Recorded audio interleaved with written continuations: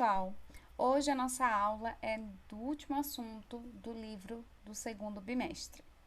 Nosso último assunto é sobre a Índia, a civilização do Vale do Rio Indo, e a China, que é o Império do Meio.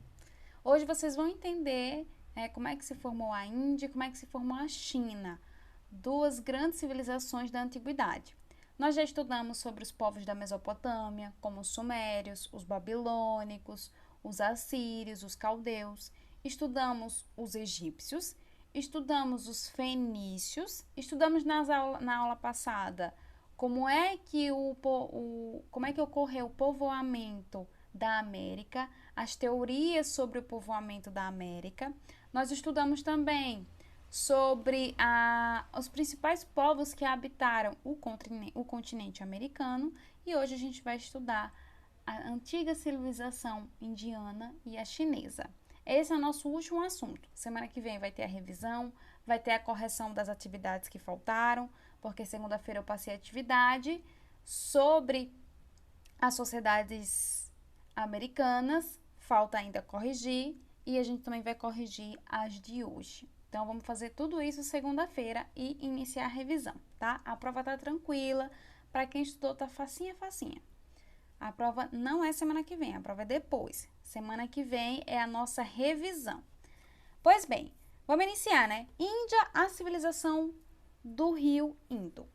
Veja bem, é provável, né, a partir dos estudos aí dos arqueólogos, dos historiadores, dos cientistas, que a Índia ela foi habitada há cerca de 3.000 anos antes de Cristo. Então, há cerca de 3.000 anos antes de Cristo, já existiam pessoas vivendo na Índia. Essas pessoas, elas conseguiram desenvolver cerca de 100 cidades, muitas cidades. E assim como os povos da Mesopotâmia, os egípcios, os fenícios, todos eles, os povos da Índia também viveram próximos a um rio. No caso, ao rio Indo. Essa é uma imagem atual do rio Indo.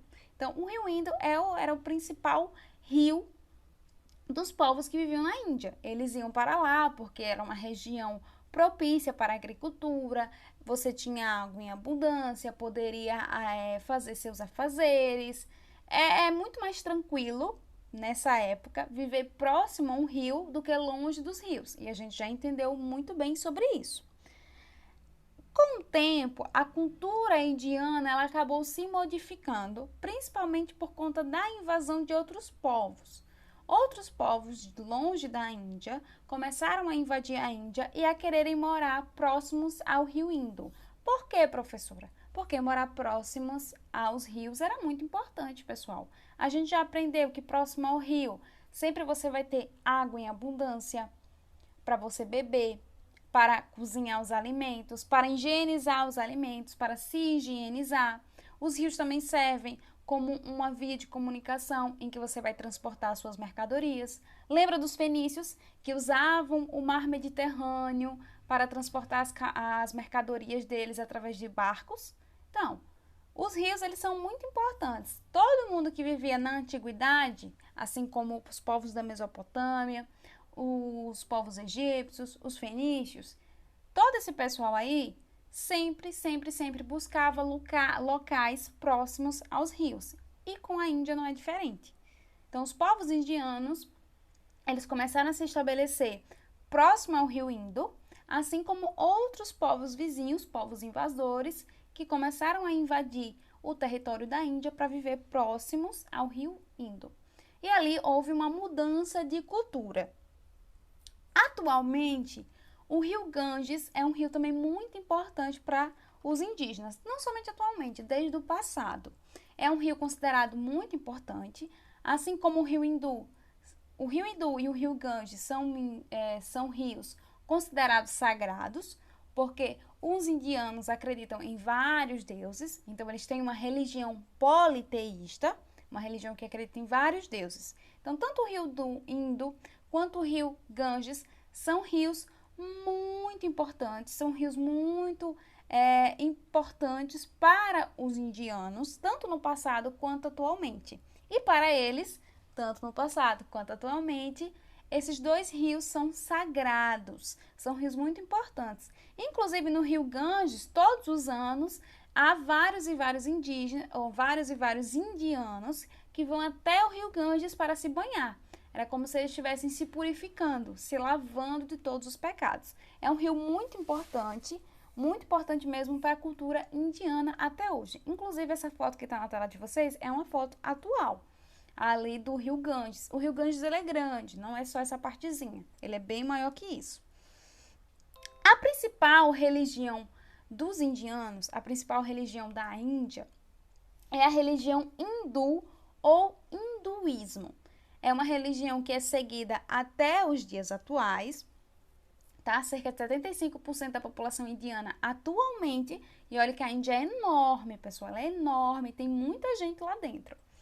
Cerca de 75% da população indiana segue a religião hindu ou hinduísmo. Religião hindu ou hinduísmo é a mesma coisa, é a religião dos indianos. Para essa religião, existe vida após a morte. E os mortos, eles podem renascer em qualquer ser vivo. Então, se você viveu como um ser humano e aí faleceu, você pode renascer como um gafanhoto. Você pode renascer como uma vaca. Você pode renascer como um peixe. Qualquer ser vivo, você pode renascer. Então, para os indianos, praticamente todos os seres vivos são seres sagrados, seres que devem ser muito bem cuidados. Por quê? Porque ali pode ser uma vida que no passado foi um ser humano. Então, por isso, quando eu falei para vocês que na Índia tinha um templo dos ratos, e porque eles gostavam dos ratos, aquela coisa lá que vocês ficaram assim um pouco horrorizados, então, para os indianos aquilo é normal, porque na religião deles, aquele rato pode ser uma pessoa que viveu como uma pessoa. Em outra vida, ela faleceu e reencarnou em um rato. Por isso que eles tratam bem os ratos, por isso que eles tratam bem a vaca. Para os indianos, tanto no passado quanto atualmente, a vaca é um sinônimo de fertilidade. E o touro é um ser sagrado. Então, o touro é um ser sagrado e a vaca é sinônimo de fertilidade. Ambos, tanto o touro quanto a vaca, não podem ser mortos e nem consumidos pelos indianos. Eles adoram esses animais. A vaca, ela circula pelas ruas, inclusive é muito bem paparicada. Parece o cachorrinho caramelo quando passa na rua e a gente quer paparicar ele. Mesma coisa, ela é bem paparicada porque eles acreditam que a vaca é sinônimo de fertilidade, é sorte, é bênção para eles. Então, para os indianos, a vaca é um ser sagrado, assim como o touro.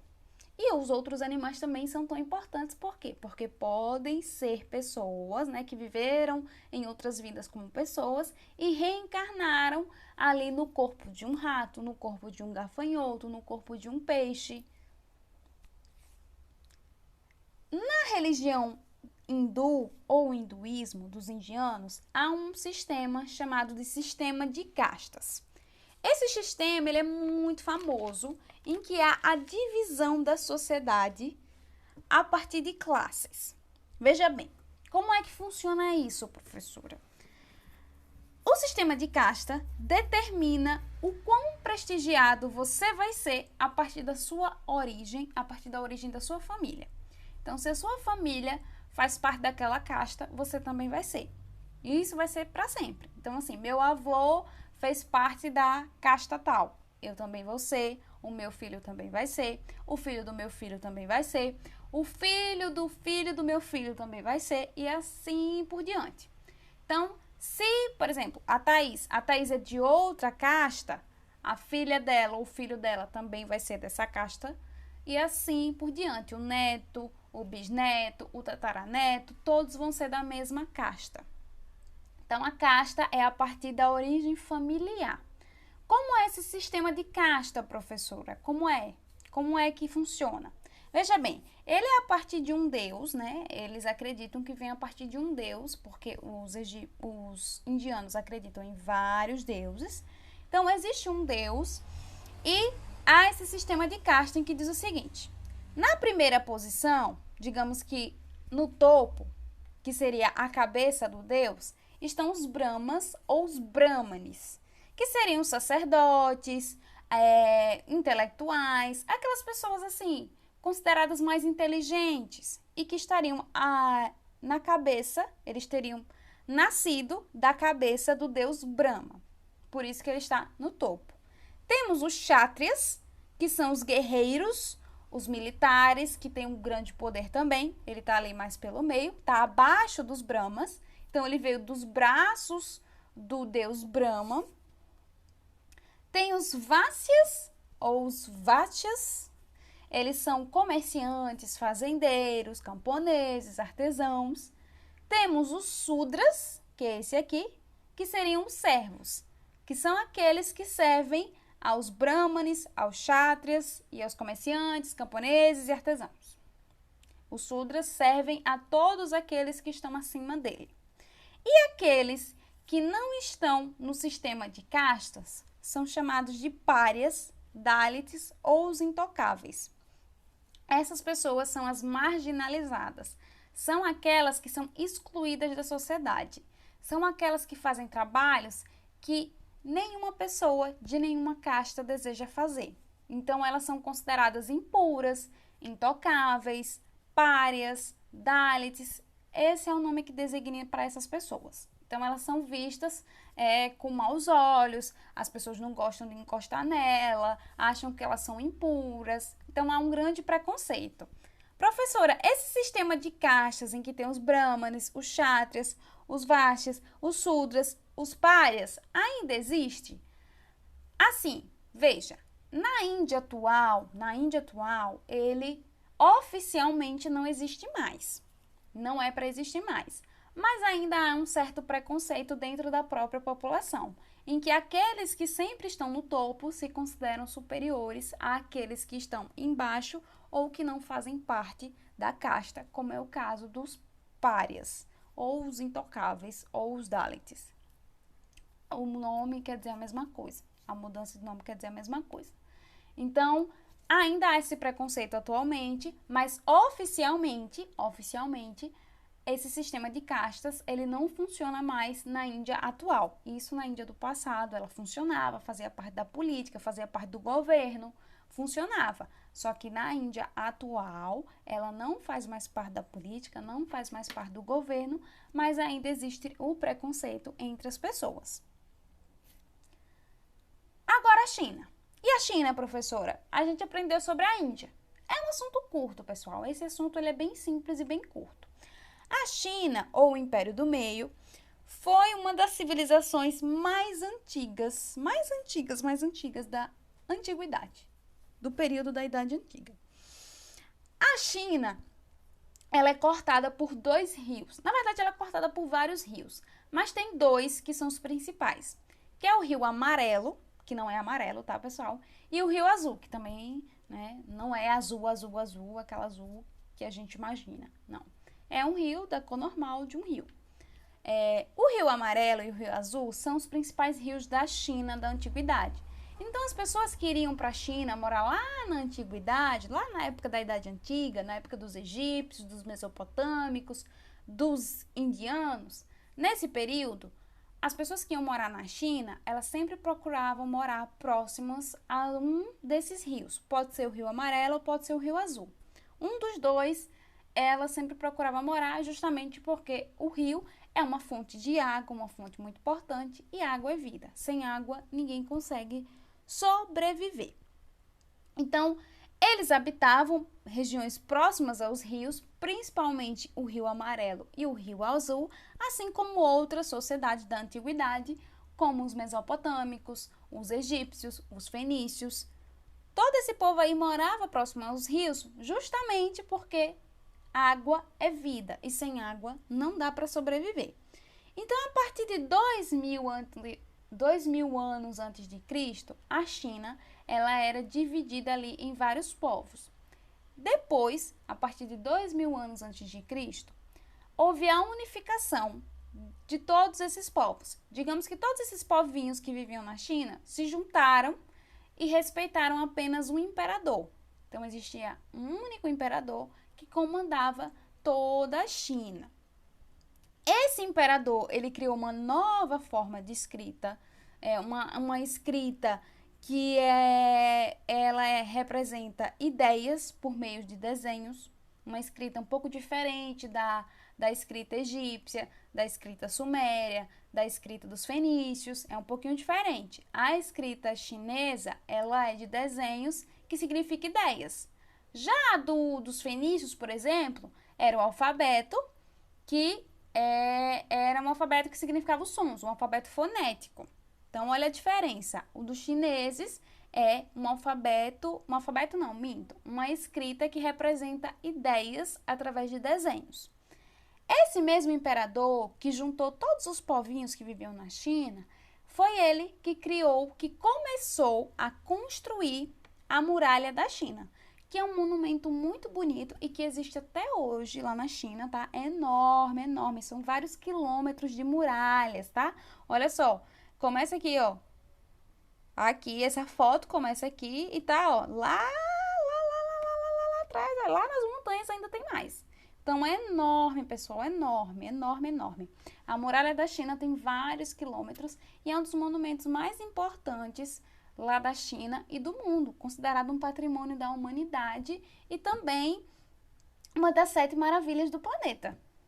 É linda demais, linda de se ver, né? Imaginem caminhar aí, que coisa mais linda.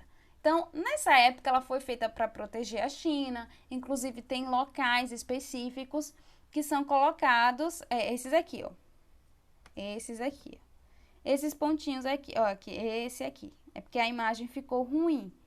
Mas esse aqui é como se fosse uma base em que havia vários soldados sempre vigiando se algum inimigo quisesse invadir. Então, ela é muito importante, ela é muito bonita e hoje é considerado um grande patrimônio da humanidade e também um patrimônio histórico e cultural lá da China. Pessoal, conseguiram compreender?